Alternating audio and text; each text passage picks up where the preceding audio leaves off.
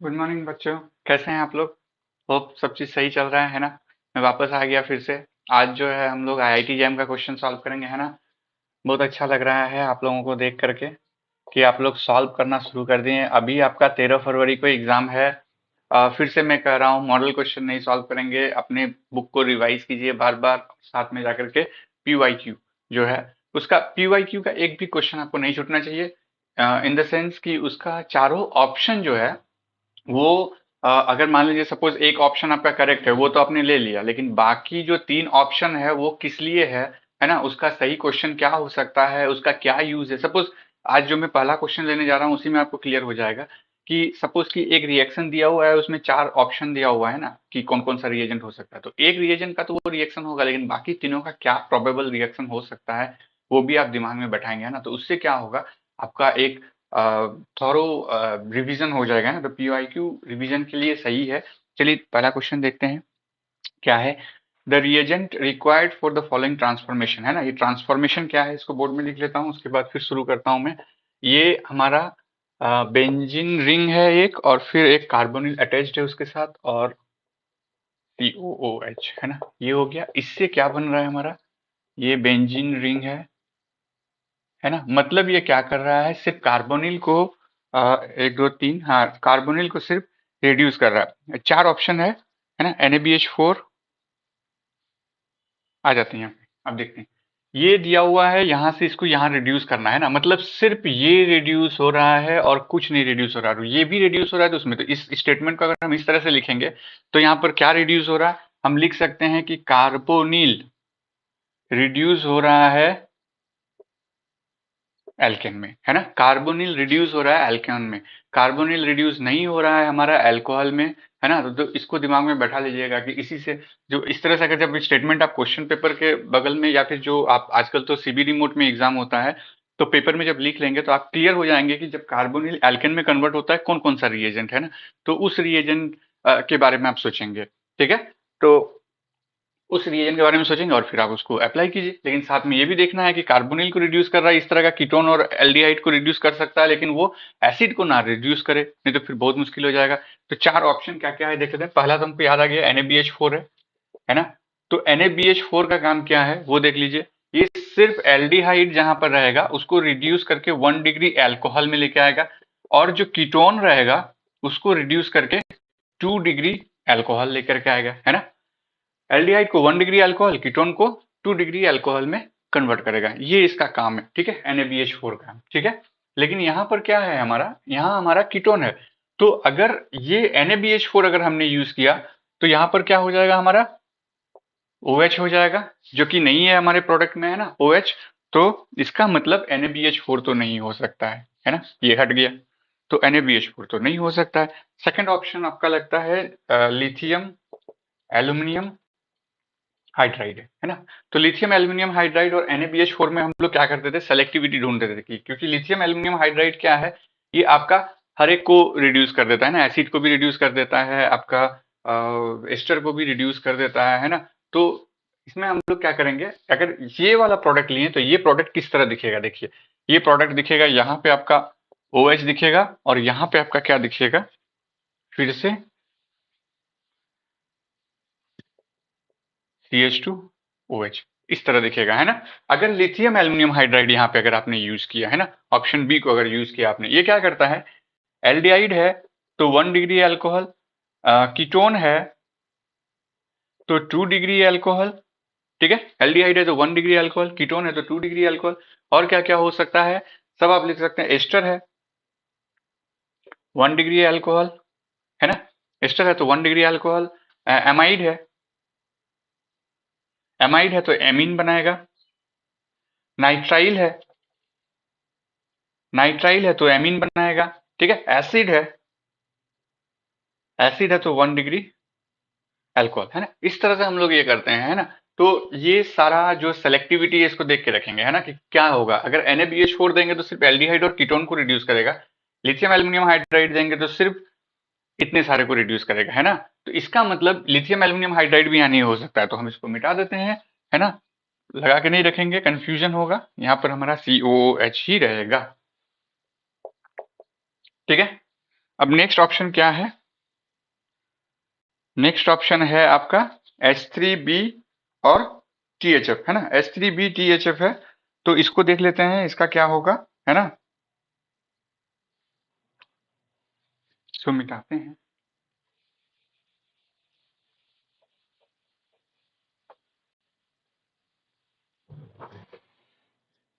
है ना, option C में है H3B और THF दिया हुआ है ना। तो ये जनरली क्या करता है, एसिड को रिड्यूस करता है। तो जहां भी आप देखेंगे एसिड है उसको 1 डिग्री अल्कोहल में कन्वर्ट कर देगा, ठीक है। और सिर्फ एसिड को ही नहीं, एल्कीन वगैरह ये सबको भी करता है। तो इसका जो सेलेक्टिविटी अगर आप देखेंगे तो एसिड रहेगा तो इसको सबसे पहले करेगा। अगर एसिड और एल्कीन दोनों साथ में है तो एसिड को पहले करेगा। अगर एल्कीन और आपका एमाइड साथ में है तो ये एमाइड को क्या कहते हैं, एल्कीन को पहले करेगा, है ना। तो इस तरह से ये आपका सेलेक्टिविटी बढ़ाता है ना, H3BTHF। तो अगर ये यूज किया आपने तो इसको ये 1 डिग्री अल्कोहल में कन्वर्ट कर देगा, लेकिन कार्बोनिल तो यहाँ रहेगा, फिर भी हमारा जस्टिफिकेशन नहीं हो रहा है ना। तो वापस से हम लोग ऑप्शन डी में आते हैं। ऑप्शन डी में क्या है हमारा? ऑप्शन डी में हमारा क्या है? ZnHg and HCl। मैं इसमें यहाँ पे थोड़ा सा पॉज करता हूँ, आप बताइए कि ये कौन सा रिएजेंट है ना, ये कौन सा नेम रिएक्शन है? ZnHg और HCl, है ना। ठीक है, कौन सा है ये बताइए, कमेंट में बताइए फटाक से, है ना। चलिए, हो सकता है आपने बता दिया, देखते हैं क्या है ना। रिएक्शन हम लोग देख लेते हैं, तब तक नाम आप याद कीजिए, है ना। इसमें क्या होगा, इसका जो है ये एसिड वर्जन है ना। ये एसिड वर्जन है। इसी का बेसिक वर्जन क्या होता है जब हम लोग हाइड्राजीन के साथ करते हैं ना। जब हम लोग हाइड्राजीन लेते हैं तो वो बेसिक वर्जन है, काम एक ही है दोनों का, है ना, एसिडिक वर्जन और बेसिक वर्जन का। अब यहाँ देखिए, इस अगर इस रिएजेंट को अगर यहाँ पे रखते हैं तो सिर्फ ये कार्बोनिल को रिड्यूस करके ये प्रोडक्ट देता है, ये एसिड को रिड्यूस नहीं करता, है ना। तो ये कौन सा है, क्लीमेंशन रिडक्शन में हमारा काम आता है ना, क्लीमेंशन रिडक्शन। और जो मैंने बोला कि ये एसिड वर्जन है, इसका बेस वर्जन कौन सा है, वोल्फ-किर्शनर रिडक्शन, है ना। तो ये हमारा जो है परफेक्ट आंसर है, ऑप्शन नंबर डी, ठीक है। कि कार्बोनिल को कन्वर्ट कर रहा है हमारा एल्केन में, जो हमने लिखा था ना। तो यही एकमात्र है जो कार्बोनिल को कन्वर्ट कर रहा है एल्केन में, क्योंकि यहाँ 4 ऑप्शन में डी ही है जो कि कार्बोनिल का एल्केन में कन्वर्ट कर रहा है। अदरवाइज अगर और भी ऑप्शन देता है ये, तो हो सकता है वोल्फ-किर्शनर क्यों देगा, नहीं देगा, है ना, वो भी कर देता है। जब दोनों रिएजेंट एक साथ है तो वो ज्यादा से ज्यादा वो मल्टी MSQ में देगा, है ना, MSQ में दे सकता है इस तरह का क्वेश्चन, जहां पर 2 तरह का रिएजेंट भी वर्क कर रहा है हमारा उस प्रोडक्ट को रिड्यूस करने के लिए, ठीक है। तो करेक्ट, है ना। अभी जैसे कि आप लोगों का एग्जाम आ रहा है, 13 तारीख को एग्जाम है ना। तो 13 फरवरी को एग्जाम है। तो खाना पीना वगैरह सब सही से खाएंगे, ऐसा नहीं है कि सिर्फ एक रोटी में पूरा दिन बिता रहे हैं ना। तो ऐसा नहीं करेंगे, है ना, खाना पीना सही से खाएंगे। पहले हेल्थ है तो ही बाकी सारे चीजें, है ना। और योगा योगा का भी प्रैक्टिस कर लेंगे, ठीक है। करेक्ट, उसमें माइंड शांत रहता है ना। चलिए आते हैं नेक्स्ट क्वेश्चन देखते हैं। आप इसको पढ़िए, तब तक हम बोर्ड मिटा लेते हैं।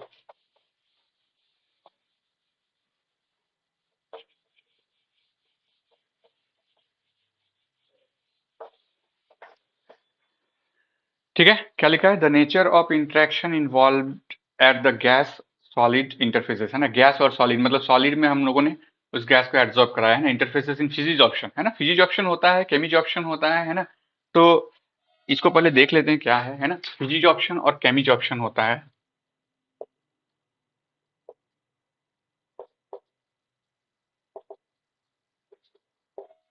ना। फिजिज ऑप्शन क्या होता है, सिर्फ और सिर्फ वंडर वाल इंटरेक्शन होता है, ठीक है। केमिज ऑप्शन में केमिकली बॉन्डेड होता है, ठीक है। दोनों ही हमारा एडजॉर्प्शन है ना। फिजिज ऑप्शन हो या केमिज ऑप्शन हो, दोनों ही हमारा एडजॉर्प्शन है, ठीक है। लेकिन ज्यादातर क्या होता है, गैसेस मॉलिक्यूल जब किसी सॉलिड सरफेस में, ये सॉलिड सरफेस है, और इस पे जब जा करके गैसेस मॉलिक्यूल, सपोज हाइड्रोजन, ये हाइड्रोजन जो जा करके अगर उसमें उसके साथ लगता है, तो समझ जाइए कि ये जो है आपका फिजिज ऑप्शन है ना, फिजिकली एड्सॉर्ब हुआ है ना। कोई बॉन्ड इसमें, केमिकली रिएक्शन नहीं होता है इसमें, है ना। और ये जो है आपका वंडर वाल, एक सिंपल वंडर वाल इंटरेक्शन है। लेकिन जब केमिकली बॉन्डेड या फिर जो केमिज ऑप्शन हम लोग देखते हैं, वहां पर जो इंटरेक्शन होता है उसमें वो बॉन्ड के तौर पे तैयार मतलब क्या कहते हैं लिंक होता है, इंटरलिंक होता है, और उसको वापस से तोड़ने के लिए हमको क्या करना पड़ता है, फिर से केमिकल रिएक्शन करना पड़ता है ना। फिर से केमिकल रिएक्शन करके ही केमिजॉर्प्शन के जो प्रोडक्ट हैं उसको तोड़ा जा सकता है, सिंपली नहीं, है ना। लेकिन यहाँ इसको इजीली तोड़ सकते हैं। सपोज फॉर एग्जांपल कि आपने ये गैस मॉलिक्यूल पे यहाँ एब्जॉर्ब कराया, इसको हमको बाहर निकालना है ना। जरा सा सिर्फ हीट, है ना, और कुछ नहीं देना है, जरा सा हीट दीजिए, वो गैस मॉलिक्यूल वहां से सरफेस को छोड़ के निकल जाएगा। करेक्ट। तो ये फिजिज ऑप्शन है। और ये gas attach to solid surface का बेस्ट एग्जांपल क्या है, कौन सा रिएक्शन है जो ये बताता है, फिजिज ऑप्शन बताता है कौन सा रिएक्शन है आपके केमिस्ट्री में। इवन आप 11th क्लास में पढ़े होंगे, है ना, पहला रिएक्शन, जहां पर आप देखे होंगे ये फिर कि ये वाला प्रोसेस यूज कर रहे हैं हम लोग यूज करते हैं ना, पैलेडियम हो या प्लैटिनम हो, है ना, या निकल हो, जो भी हो, इस एलिमेंट के ऊपर इस जो मेटल है, इसके सरफेस में हम लोग क्या करते हैं, सबसे पहले हाइड्रोजन गैस को हम लोग एड्सॉर्ब कराते हैं ना, हाइड्रोजन गैस को एड्सॉर्ब कराते हैं। एड्सॉर्ब कराने के बाद तो वहां प्रोसेस क्या होता है, फिजिज ऑप्शन, है ना। एड्सॉर्ब कराने के बाद में एल्कीन को पास कराते हैं उस ट्यूब से, है ना। और मतलब टेम्परेचर भी रहता है, टेम्परेचर रहेगा तभी ना इस सरफेस को छोड़ेगा हाइड्रोजन, है ना, और जाकर के एल्कीन को पकड़ेगा, और एल्कीन से हम लोग एल्केन बनाते हैं, है ना, या एल्काइन से सीधे एल्केन बनाते हैं, ठीक है। तो ये प्रोसेस हम लोग यूज करते हैं। ये आपका फिजिज ऑप्शन का एग्जांपल हो गया। हो सकता है नेक्स्ट टाइम में पूछेगा इनमें से कौन सा रिएक्शन है जो एक फिजिज ऑप्शन का एग्जांपल है ना, तो हाइड्रोजनेशन रिएक्शन, करेक्ट। मेटल का यूज करते हुए जो भी हाइड्रोजनेशन रिएक्शन है सब फिजिज ऑप्शन का ही एग्जांपल है, ठीक है। तो इस तरह से आप दे सकते हैं। तो हमारा कौन सा सही आंसर होगा, वंडरवाल इंटरेक्शन, है ना। तो क्या है देखते हैं ऑप्शन में। ये तो एकदम सिंपल क्वेश्चन पूछ दिया था। आयनिक तो कभी नहीं हो सकता, इवन केमिकल बॉन्ड भी अगर बनेगा ना केमिज ऑप्शन में भी आयनिक नहीं जाएगा, क्योंकि वो जो है आपका बहुत स्ट्रांग बॉन्ड होता है ना, इलेक्ट्रॉन का कंप्लीट ट्रांसफर हो जाता है उसमें, वो बॉन्ड तो हो ही नहीं सकता, वंडरवाल, है ना। तो ऑप्शन बी आपका करेक्ट होगा, ठीक है।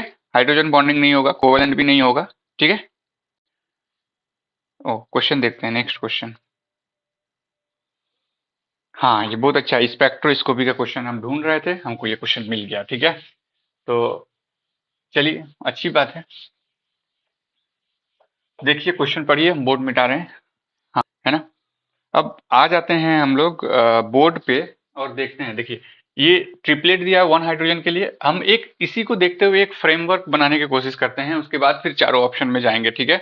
लेकिन चारों ऑप्शन में ही हम लोग एक डिस्कस करेंगे कि किस तरह से कौन सा कंपाउंड हो सकता है। तो उसके पहले ये जान लीजिए, जब भी हम इसको नहीं लेकर हुए एक सिंपल सा एग्जांपल आपके पास लेके आते हैं कि एक CH3 है, ठीक है, CO है, CH2 है और CH3 है।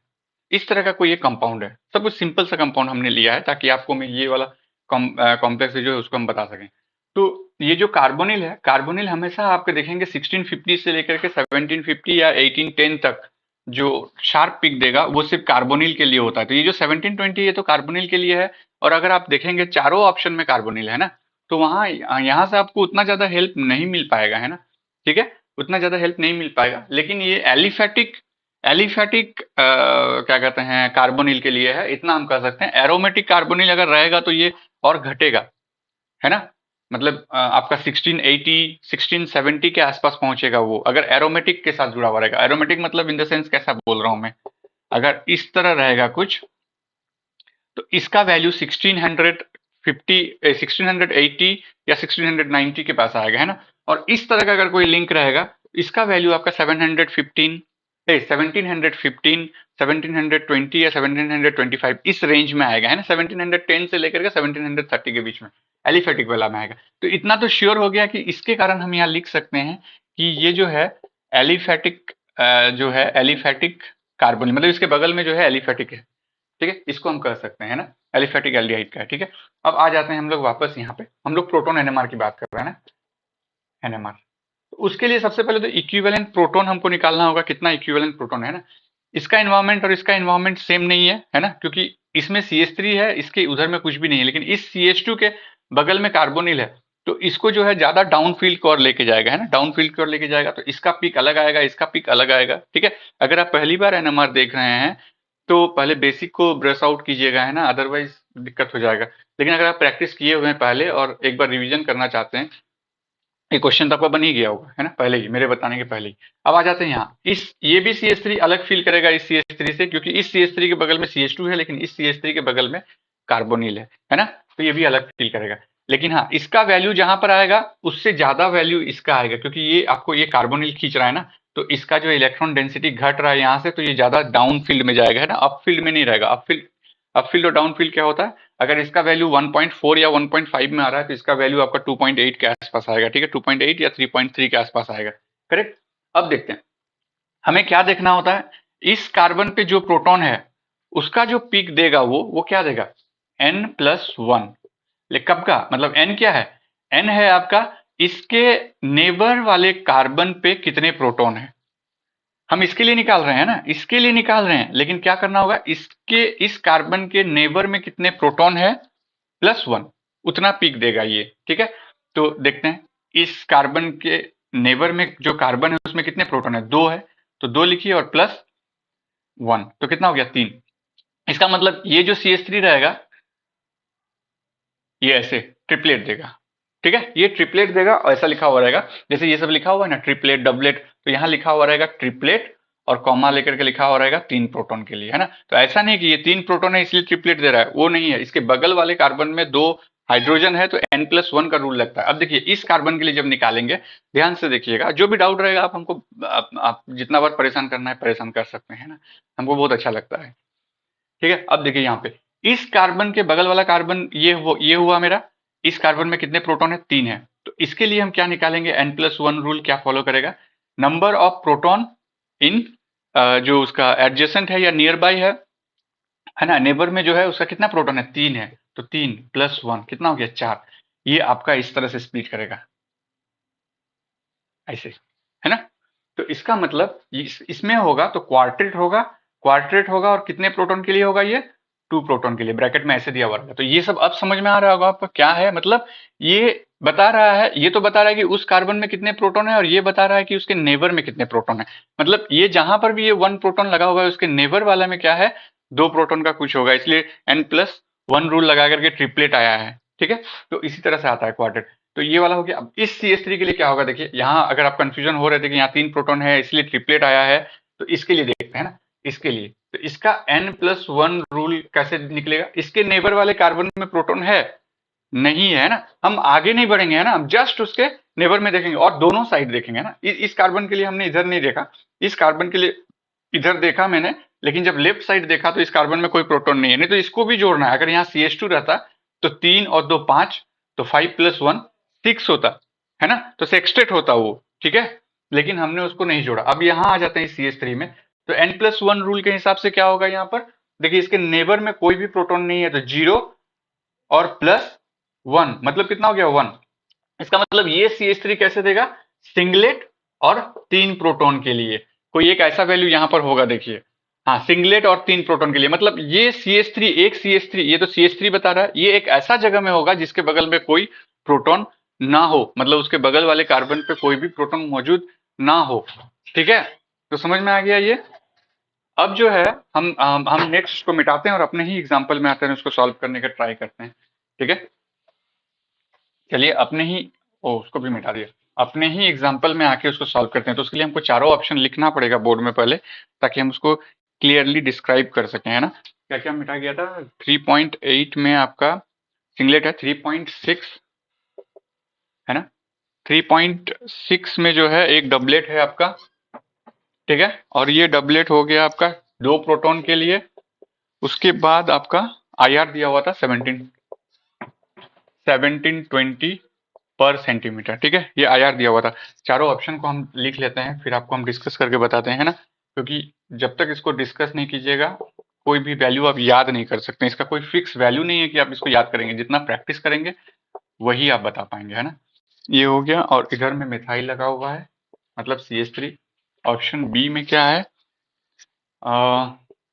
ऑप्शन बी में है यहाँ पर O और CH3, और इधर में हो गया आपका ठीक है, इसको ले लेते हैं।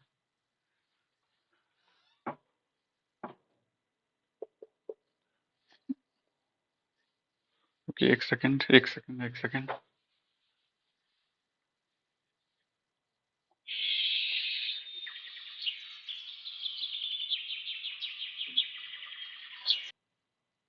अब आ जाते हैं बोर्ड पे। चलिए, मैंने सारा ऑप्शन सही लिखा है, अब देखते हैं।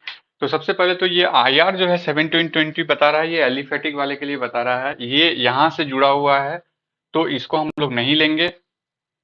ये भी डायरेक्ट इससे जुड़ा हुआ है तो इसको भी नहीं लेंगे। तो यहाँ से एक तो IR से ये पता चल रहा है, अगर IR वैल्यू नहीं भी दिया हुआ है फिर भी ये दोनों कैंसिल आउट होगा, कैसे हम बता रहे हैं। अब जो है, अब इस दोनों में से कोई एक हमारा ऑप्शन हो सकता है, कैसे ये भी हम बता देंगे। तो सबसे पहले देखिए, सारा चीज तो सेम है।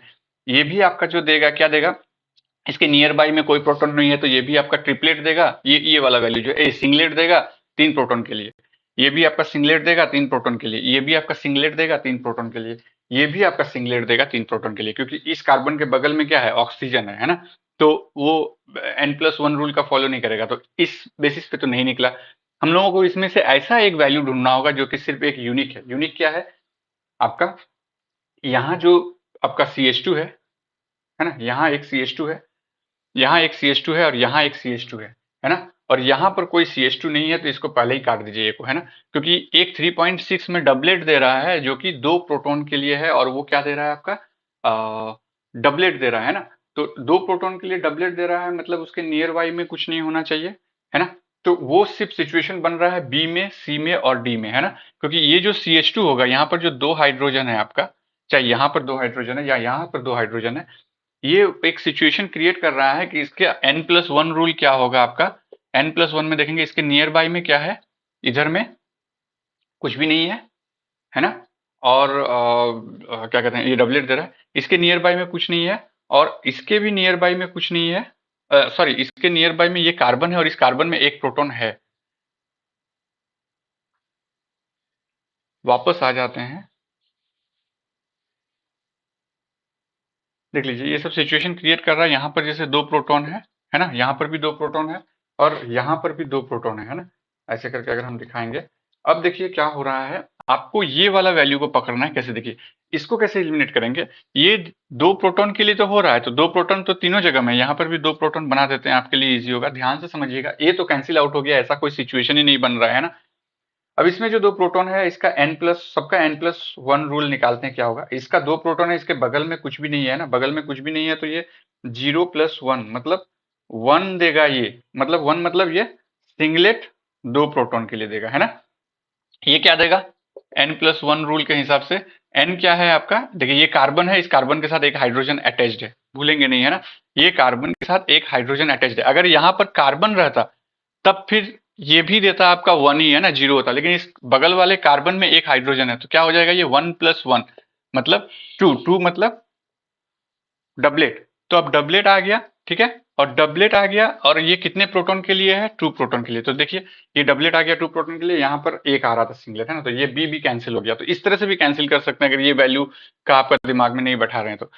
इस वैल्यू में भी यही आएगा, है ना, N+1 रूल का अगर आप लगाएंगे तो ये आ जाएगा 2, सॉरी 2 नहीं 1, N+1 लिख दीजिए ना, क्या दिक्कत है। तो N क्या है आपका, यहाँ पर एक प्रोटॉन है तो 1+1 तो मतलब 2 हो गया यहाँ पे। तो ये भी डबलेट दे रहा है और 2 प्रोटॉन के लिए दे रहा है ना। तो इसका मतलब ये दोनों में अब हमें निकालना, फिल्टर करना पड़ेगा। अब ऐसा इस दोनों में हमको ढूंढना होगा जहां पर कि इसको हम अलग कर ले, है ना। तो कैसे, तो देखिए यहाँ पर अगर इस तरह से हम एक मिरर को पास कराते हैं, ये और ये इक्विवेलेंट पोजीशन है, मतलब ये अगर ए है तो ये भी, मतलब ये जहां पर देगा जिस वैल्यू में, ये भी उसी वैल्यू में देगा, ये जिस वैल्यू में देगा वो उसी वैल्यू में देगा।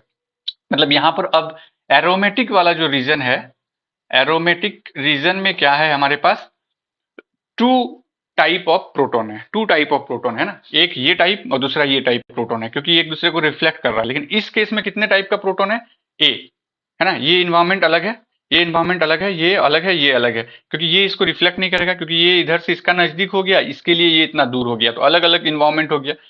फिर इसके लिए और इसके लिए देखिए, बी के नजदीक में ये वाला कार्बन है, सी के नजदीक में कुछ नहीं है ना। डी के लिए देखिए, डी के नजदीक में ये है लेकिन सी के नजदीक में कुछ नहीं है। तो इसीलिए जो ये 1 2 3 4 चारों प्रोटॉन अलग है। तो यहाँ 4 different type of aromatic proton देगा, और एरोमेटिक होता है आपका 7 से लेकर के, मतलब 6.5 से लेकर 7.5 तक होता है। तो कितना वैल्यू है, एक हो गया, दो हो गया, सिर्फ दो ही वैल्यू दिया हुआ है एरोमेटिक का। इसका मतलब जहां पर 4 तरह का प्रोटॉन आ रहा है वो तो नहीं हो सकता, जहां पर 2 तरह का प्रोटॉन है वही आ सकता है। तो ऐसे करके एलिमिनेट करना है ना, वैल्यूज आप याद नहीं कर सकते ना। तो अब हमारा जो है ये ऑप्शन सही आ रहा है ना, ऑप्शन नंबर सी जो है आपका सही आ रहा है। अब सारा वैल्यूज मिला लेते हैं, कैसे होगा देखिए, ये 9.72 में ट्रिपलेट आ रहा है जो कि 1 प्रोटॉन के लिए है ना, वो कौन सा होगा, है ना, 1 प्रोटॉन के लिए, और यहाँ पे आ रहा है क्या आपका ट्रिपलेट, तो ये एल्डिहाइडिक पीक होगा, है ना, ये वाला प्रोटॉन के लिए, है ना, क्योंकि वहां पर देखिए ट्रिपलेट होगा, है ना, और ये क्योंकि ये इस कार्बन में लगा हुआ है, ठीक है, ये हाइड्रोजन कहाँ लगा हुआ है, इस कार्बन पे, इसके बगल वाला कार्बन ये हो गया, इसमें 2 प्रोटॉन है, तो इसका n+1 रूल अगर लगाएंगे आप तो क्या होगा, n कितना हो गया बगल वाले में 2, और +1 कितना हो गया 3, तो ये ट्रिपलेट देगा, 3 मतलब ट्रिपलेट, और ट्रिपलेट देगा, लेकिन एल्डिहाइडिक प्रोटॉन है ना, तो एक ही हाइड्रोजन है, तो एक हाइड्रोजन के लिए ट्रिपलेट, तो ये सही दे रहा है, और डेल्टा बहुत ज्यादा डाउनफील्ड है, डाउनफील्ड में है, क्योंकि इस एल्डिहाइड के साथ लगा हुआ है, कार्बोनिल के साथ लगा हुआ है, करेक्ट। अब नेक्स्ट में क्या करना है हमको, ये देखना है, ये तो एरोमेटिक वाला प्रोटॉन है, ये भी एरोमेटिक वाला प्रोटॉन है ना, तो दो तरह का है, तो ये दोनों वैल्यू कहाँ पर आएगा, 7.1 में या 6.7 में, बताइए, ये दोनों प्रोटॉन का वैल्यू कहाँ पर आएगा, उसके लिए देखना होगा, यहाँ डायरेक्ट ऑक्सीजन से कनेक्टेड है, तो यहाँ पर ये ज्यादा डाउन फील्ड में फील करेगा, ये अप फील्ड में फील करेगा, इसका मतलब 7.1 जो है वो इसके लिए होगा, और 6.7 जो है वो इसके लिए वैल्यू होगा, है ना, क्योंकि अप फील्ड में होगा, इसके बगल में कोई ऑक्सीजन नहीं है, CH2 है, लेकिन यहाँ ऑक्सीजन है, ये पुल कर रहा है ना, और ये 9.72 यहाँ लिख दीजिए,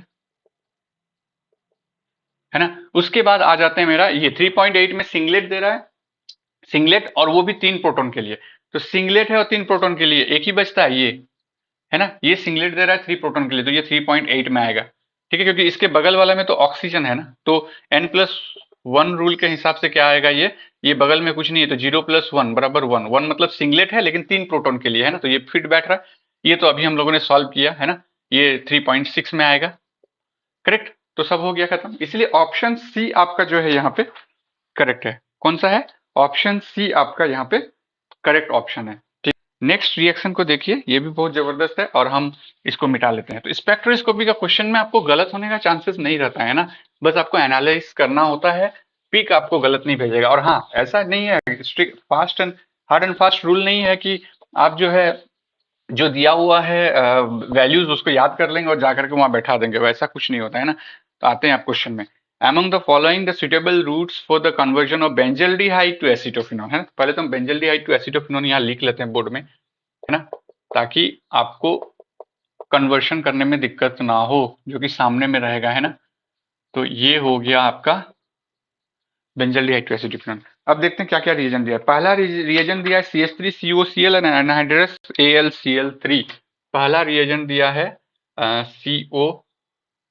CH3COCl, इसको इस तरह से लिख देते हैं, जैसा हम लोग रिएक्शन करते हैं वैसे ही लिखेंगे, है ना, CH3, उसके बाद COCl, और क्या दिया है एनहाइड्रस AlCl3, है ना, तो इस रिएजेंट का अगर यूज करेंगे तो ये कौन सा हो गया हमारा फिडेलक्राफ्ट एसाइलेशन, है ना, तो फिडेलक्राफ्ट एसाइलेशन है, तो ये क्या करेगा, ये एरोमेटिक रिंग में होगा, इसमें नहीं होगा, है ना, तो ये फिडेलक्राफ्ट एसाइलेशन का है, फिडेलक्राफ्ट एसाइलेशन, है ना, FCA, फिडेलक्राफ्ट एल्काइलेशन, फिडेलक्राफ्ट एसाइलेशन, है ना, तो यहाँ पर ये रिएक्शन रिंग में करेगा, ना कि यहाँ पर लगाएगा, यहाँ नहीं लग सकता, है ना, तो ऑप्शन ए तो खत्म हो गया।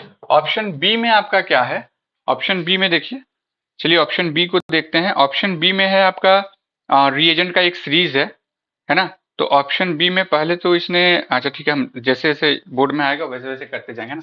ऑप्शन बी आपका देखिए क्या है, चलिए इसको यहाँ बनाते रहते हैं, हम एल्डिहाइड के साथ रिएक्शन ही करा देते हैं। सबसे पहला रिएक्शन जो है आपका SH, और फिर दिया है ये, हम इसको इस तरह से बना देते हैं, ऐसे दिया हुआ है, ऐसे ऐसे ऐसे SH, और क्या दिया हुआ है साथ में रिएजेंट, F3BOET2, है ना, और दिया है F3BOG2, ये सॉल्वेंट है और कैटलिस्ट की तरह थोड़ा काम करता है। ये जो आपका डाइथाइन है ये क्या करेगा, इसके साथ ये प्रोटेक्टिंग ग्रुप के रूप में काम करता है ना, तो प्रोटेक्शन करेगा इसका, कैसे प्रोटेक्शन करेगा, तो देखिए इसको हम हाइड्रोजन को इधर कर लेते हैं ताकि ज्यादा आसानी हो जाएगा, S और S ऐसे ऐसे, है ना, ये इसको प्रोटेक्ट कर दिया। हाँ N ब्यूटाइल लिथियम, तो जैसे यहाँ पर N ब्यूटाइल लिथियम लेंगे तो यहाँ पर क्या होगा, ये N ब्यूटाइल लिथियम क्या करेगा, इस प्रोटॉन को एब्स्ट्रैक्ट करेगा, है ना, और यहाँ पर माइनस इफेक्ट देगा। देखिए अगर जब कार्बोनिल है तो यहाँ पे माइनस आप कभी नहीं ला सकते हैं ना, कि ये हाइड्रोजन का ऐसे प्रोटॉन चला जाएगा और इस कार्बोनिल पे माइनस होगा, ये हाईली कौन सा है ये पोजीशन? ये पोजीशन में हमेशा जो है पॉजिटिव इलेक्ट्रॉन डेंसिटी कम रहेगा, है ना। तो अब इस केस में क्या हो सकता है, जब भी एन ब्यूटाइल लिथियम लगाएंगे तो हमारा ये नेक्स्ट प्रोडक्ट जो बनेगा वो ये बनेगा, है ना। ये आया यहाँ से और फिर ये है, ये है, ये ऐसे, और यहाँ पर माइनस बनेगा, है ना। और निकल क्या जा रहा है यहाँ पर, ब्यूटेन, ठीक है। और ये माइनस है तो लिथियम के साथ प्लस हो जाएगा, क्योंकि एन ब्यूटाइल लिथियम में लिथियम हटता है, एक प्रोटॉन आकर के इसको नॉर्मल ब्यूटेन बना देता है ना, एन ब्यूटेन कर दीजिए, माइनस एन ब्यूटेन, मतलब एन ब्यूटेन निकल गया ना। अब नेक्स्ट स्टेप में फिर क्या लिया इन्होंने, मिथाइल आयोडाइड, है ना। ऑप्शन बी ही हम लोग देख रहे हैं, तो इसको इस तरह लिखिए CH3I, है ना, मिथाइल आयोडाइड। मिथाइल आयोडाइड लिया तो आप देखिए ये नेगेटिव है, तो ये आपका सिंपल SN2 जैसा दिख रहा है, ये बाहर निकल गया, तो ये लिथियम निकले और सॉरी आयोडीन, तो लिथियम आयोडाइड बाहर निकल गया और आपका जो प्रोडक्ट बन गया वो क्या बन गया, ये आपका प्रोडक्ट बन गया, है ना। मेन प्रोडक्ट जो है आपका ये आ गया यहाँ पे, और इसके साथ जो इसको जोड़िए, ऐसे सल्फर ऐसे है। अब इसको डी प्रोटेक्शन करना होगा, यहाँ पर आके आपका मिथाइल जुड़ गया। अब इसको डी प्रोटेक्शन के लिए मरकरी का कुछ यूज होता है, हम लोग मरकरी से ही करते हैं ना, HgCl2 और CdCO3H2O, है ना। क्या है, HgCl2 और क्या लिए हैं, CdCO3H2। इस कैटलिस्ट का यूज करके हम लोग क्या करते हैं वापस से, है ना। मरकरी हमेशा देखिएगा ज्यादा रिएक्टिव होता है सल्फर की जगह में, है ना, HgS बनाता है ना, तो ज्यादा रिएक्टिव होता है। तो अब इसमें क्या होगा, जैसे ही ये इसके साथ रिएक्शन करेगा, इसको वापस से डी प्रोटेक्ट कर देगा, है ना। और ये वाटर है तो हाइड्रोलिसिस करके फिर से जो है आपका वो जो जो था, ये CH3 तो जुड़ा है यहाँ पे, और ये कार्बोनिल, तो ये हमका मेरा एसिटोफिनोन बन गया, मतलब ये प्रोडक्ट हमारा बन गया, है ना। तो ऑप्शन बी आपका सही है, ठीक है। ये मल्टी सिलेक्शन क्वेश्चन है, और भी देखेंगे रिएजेंट के बारे में, है ना। ये आपका हो गया।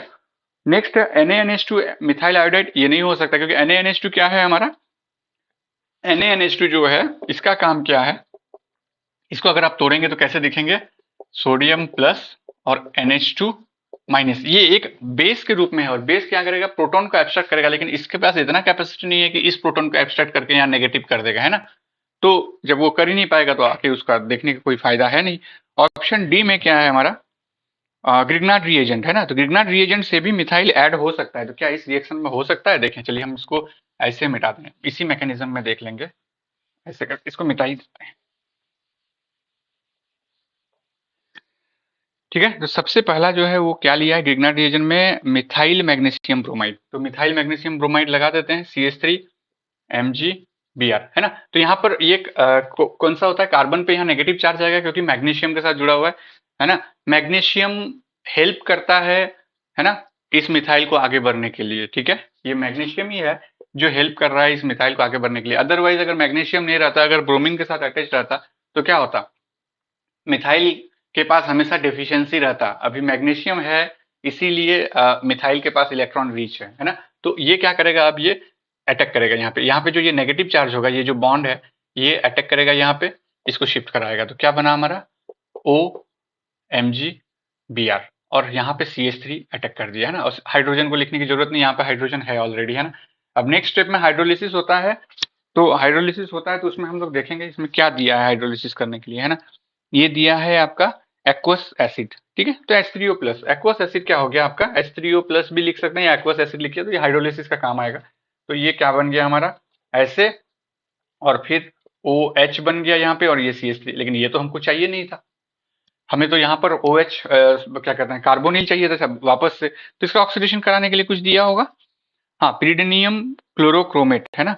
तो PCC लगा दीजिए, ये तो बहुत अच्छा रिएजेंट है जो कि इसका ऑक्सीडेशन कराता है ना। ऐसे बहुत सारा रिएजेंट है जो कि आपको मतलब अभी पूछा ही नहीं है एग्जाम में, है ना। रिएजेंट का तो पूरा सागर है ना, रिएजेंट का तो पूरा सागर है, जो अभी तक आपको एग्जाम में उतना सब पूछ के खत्म नहीं किया है ना। तो बहुत सारा रिएजेंट है ना, जिसको आपको प्रैक्टिस करना है, आप प्रैक्टिस करेंगे आपका इजीली बन जाएगा। तो यहाँ पर ये ऑप्शन डी भी जो है आपका करेक्ट है, जहां पर ये रिएजेंट का सीरीज दिया हुआ है ना। तो अब है ना, ऑप्शन बी और ऑप्शन डी ये दोनों आपका सही है, जहां पर ये एसिटोफिनॉन तक जाता है ना।